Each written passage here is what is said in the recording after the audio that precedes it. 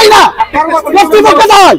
এই কর্তৃপক্ষ যদি গেটটাকে ছেড়ে দিত, শুনুন, কর্তৃপক্ষ যদি গেটগুলো ছেড়ে দিত, অভিভাবকগুলো যদি ঢুকায় দিত, তাহলে যার যার বাচ্চা সে আঙ্গুলে ধরে ভিকারনেসার মতো সিস্টেমে যার যার বাচ্চা নিয়ে বেরিয়ে যেত।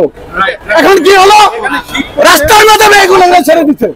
আজকে প্রথম এক্সাম ছিল, কেমন হয়েছে? আলহামদুলিল্লাহ ভালো হয়েছে। এমসিকিউটা একটু টাফ ছিল, বাট ইটস ওকে।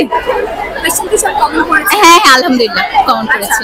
টেনশন তো সবসময় অনেক বেশি কাজ করে, কারণ আমাদের এইচএসসি রেজাল্টের উপর আমাদের মানে অ্যাডমিশনও ম্যাটার করে। তো একটা সাবজেক্টে এ প্লাস ছুটে যাওয়া মানে অনেক বড় ব্যাপার।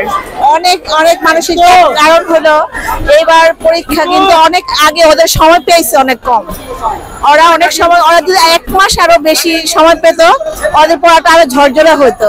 আরেকটা যে সিস্টেমটা, এই সিস্টেমটা ভালো লাগে নাই। এই আসা যাওয়া সিস্টেমটা যে বাচ্চাকে আমি পাচ্ছি না এখনো। এই যে আসা যাওয়ার সিস্টেমটা, বের হওয়ার সিস্টেমটা, মানে এই সিস্টেমটা এটা বাজে হয়েছে। কি বলবো, মানে আসার সময় তো মেয়েকে এমন ভাবে পাঠাইছি, প্রচন্ড বৃষ্টি ছিল, মানে বাচ্চাকে বলতেও পারিনি ঠিক মতো, একটু ইয়েও করতে পারিনি। এখন অনেক টেনশন লাগতেছে আসলে। আজকে বাংলা পরীক্ষা তো, বাচ্চা কেমন পরীক্ষা দিল বাকি, এখন আবার বাচ্চাকে পাচ্ছি না। এখানের সিস্টেমটা আসলে ভালো লাগেনি। হ্যাঁ, যে আমরা এত ধাক্কাধাক্কি ছিল, এত ইয়ে ছিল, বাচ্চারা তো অসুস্থ হয়ে যাবে, এখন বাচ্চা পাচ্ছি না, তো অনেক টেনশন লাগতেছে। জি ভালো হয়েছে আলহামদুলিল্লাহ। আচ্ছা, কোশ্চেন কেমন ছিল? কোয়েশ্চেন স্ট্যান্ডার্ড ছিল। কোয়েশ্চেন কমন করেছে?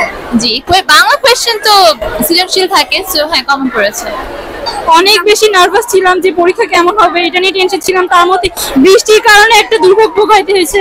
তারপর পরীক্ষা আলহামদুলিল্লাহ ভালো হয়েছে। গার্ড তো সবসময় আগের মতোই মোটামুটি দিছে। দেখা দেখি ওইভাবে করা হয় না, কারণ বাংলা তো লিখতে হয়, ওইভাবে দেখা দেখি করা হয় না। এই